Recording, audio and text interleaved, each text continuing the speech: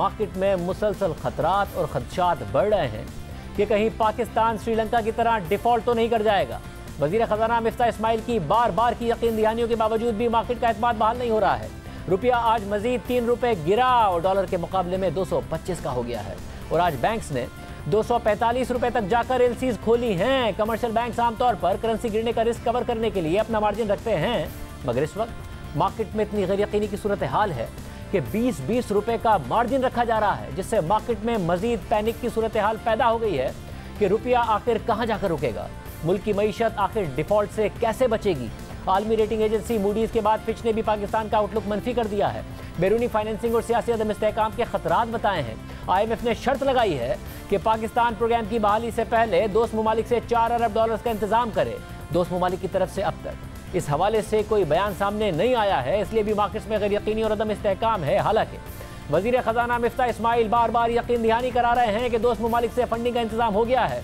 उन्होंने आज भी बताया कि 4 अरब डॉलर्स की ज़रूरत है, मगर 8 अरब डॉलर्स का इंतजाम हो गया है। IMF ने यह कहा था कि 4 बिलियन की फंडिंग का गैप है वर्ल्ड बैंक और एशियन डेवलपमेंट बैंक गिरने के बाद भी। एक दोस्त मुल्क ने हमको 1.2 बिलियन डॉलर की ऑयल फाइनेंसिंग का कहा हुआ है और 1 साल की डिफर्ड पेमेंट में तो 1.2 बिलियन ये हो गए। एक और मुल्क है जो कह रहा है कि हमको कम से कम 1 से 2 बिलियन डॉलर पाकिस्तान की स्टॉक एक्सचेंज के अंदर इन्वेस्ट करना है। एक दोस्त मुल्क ने यह कहा है कि वो कुछ गैस भी हमको डिफर्ड पेमेंट पे देंगे और 200 मिलियन से 300 मिलियन का होगा। मैं 200 की छोटी फिगर लगा लेता हूँ तो वो 2.4 बिलियन होता है, तो ये मैं 4 बिलियन के ऊपर पहुंच गया हूं। अब उसके अलावा एक दोस्त मुल्क ने 2 बिलियन डॉलर्स डिपॉजिट करने का कहा है, तो 6.6 बिलियन हो गए। और एक दोस्त मुल्क ने 2 बिलियन SDRs का कहा है, जो कि 2 बिलियन डॉलर से कई ज्यादा होते हैं। जो SDRs होंगे वो दिसंबर तक होंगे। डिफर्ड पेमेंट्स हैं और तेल की, वो फिलफौर हो जाएंगी। जो डिपॉजिट्स हैं और गैस की डिफर्ड पेमेंट्स हैं वो कुछ दिनों में होंगी। मैं आपको अब तक 8 बिलियन का हिसाब दे चुका हूँ। इस साल रवा माली साल में मुझे मुहैया होंगे। मगर मार्केट्स में एतमाद नहीं आ रहा है। स्टेट बैंक के पास महज 9.7 अरब डॉलर्स के ज़खायर हैं और वो मार्केट में मुदाखलत करके रुपए में होने वाली सट्टेबाजी और कयास सराइयों को रोकने की सलाहियत से महरूम है। जबकि दूसरी तरफ भारतीय रुपए में डॉलर के मुकाबले में चंद रुपए की गिरावट के बाद आलमी खबर रसा इदारे रॉयटर्स के मुताबिक भारत के सेंट्रल बैंक ने भारतीय रुपए को संभालने के लिए मार्केट में 100 अरब डॉलर्स डालने का इंदिया दिया है, क्योंकि भारत के पास 642 अरब डॉलर्स के ज़र मुबादला के ज़खायर थे, जिनमें 60 अरब डॉलर्स की कमी आ चुकी है, जिसकी वजह भारत से होने वाला आउटफ्लो भी है। और वहाँ के सेंट्रल बैंक की तरफ से भारतीय रुपए की कदर को गिरने से बचाने के लिए मार्केट में डॉलर बेचना भी है। भारत के पास अब भी 580 अरब डॉलर्स के ज़खायर हैं, जो दुनिया में 5वें नंबर पर हैं।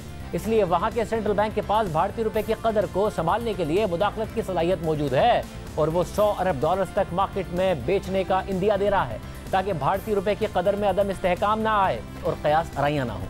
अब एक लम्हे के लिए सोचिए कि भारत पाकिस्तान से कितना आगे निकल गया है। हमारे ज़र मुबादला के ज़खायर 10 अरब डॉलर्स के करीब तो उनके 650 अरब डॉलर्स के करीब, यानी हमारे टोटल मुआशी साइज से तकरीबन दुगने भारत के ज़र मुबादला के ज़खायर रहे हैं।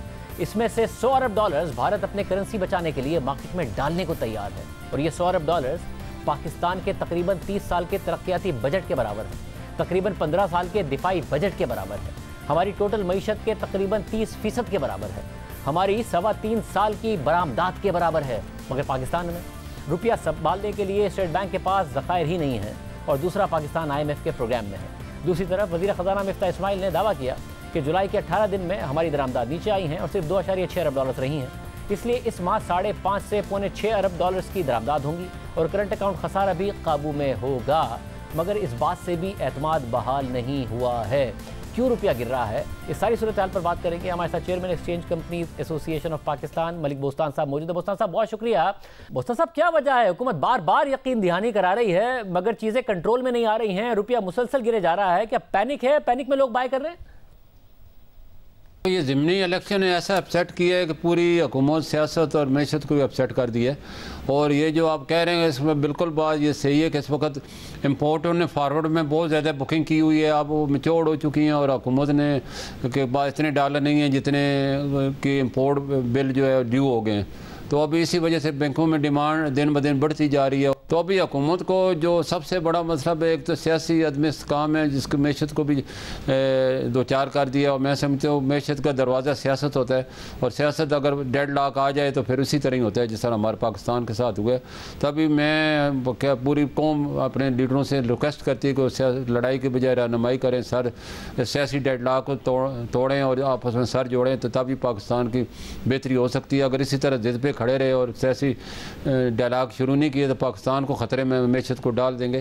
सर इंटरबैंक में जो प्रेशर है वो नज़र आ रहे हैं, ओपन मार्केट की क्या सूरत हाल है? क्या वहाँ पर भी डिमांड है, पैनिक बाइंग क्या वहाँ पर भी हो रही है? देखो जी, पब्लिक बिल्कुल खरीदने, आज भी हमारे पास $15 मिलियन पब्लिक ने बेचे थे जो कि हमने इंटर बैंक में सिलेंडर किए। बैंकों की डिमांड बहुत ज़्यादा है इस वक्त। मैं आपको बताऊं इस महीने जो एनर्जी का बिल है वो $3.7 बिलियन आया है। और क्या तवक्कात है इस वक्त मार्केट में कि क्या होगा रुपये और डॉलर के हवाले से? देखो जी, इस वक्त मिस्टर स्मेल साहब ने कॉन्फ्रेंस भी की है कि हमें IMF से हमने स्टाफ लेवल पे कर लिया, अब एग्जीक्यूटिव बोर्ड में भी हमारा साइन इंशाल्लाह हो जाएंगे। तो वो कहते हैं ना शेयर आया, शेयर अब शेयर आएगा तो इनको यकीन लोगों को आएगा। उस वक्त तक तो कोई मार्केट असर नहीं ले रही इनकी बातों का। तो जब फंड आ जाएंगे तो मैं समझे $1.25 अरब IMF ने देने, जैसे मिस्टर स्मेल साहब ने कहा है कि दोस्त ममालिक से भी हमारे $4 अरब ने, चाइना और सऊदीया ने भी वादा किया है। तो ये अगर आ जाते हैं तो हमारे वर्ल्ड बैंक, एशिया बैंक, इस्लामी बैंक से हमें कोई $20 अरब मिल रहे हैं अगले 2 साल के लिए। तो ये सूरत वो सब ने शर्त यही रखी है कि आप IMF को राज़ी करें, उनका ग्रीन सिग्नल होगा तो हम आपको चीज़ें देंगे। तो मैं समझता हूँ हुकूमत को जो है अपने वादे की पासदारी करती है, जो भी उन्हें वादे किए एग्जीक्यूटिव इजलास से पहले वो अपने वादे पूरे करे ताकि IMF का जो है प्रोग्राम बहाल हो जाए। तो इसी में पाकिस्तान की बेहतरी है, वरना पाकिस्तान के लिए इससे ज़्यादा ख़तरनाक सूरत हाल का सामना करना पड़ जाता है।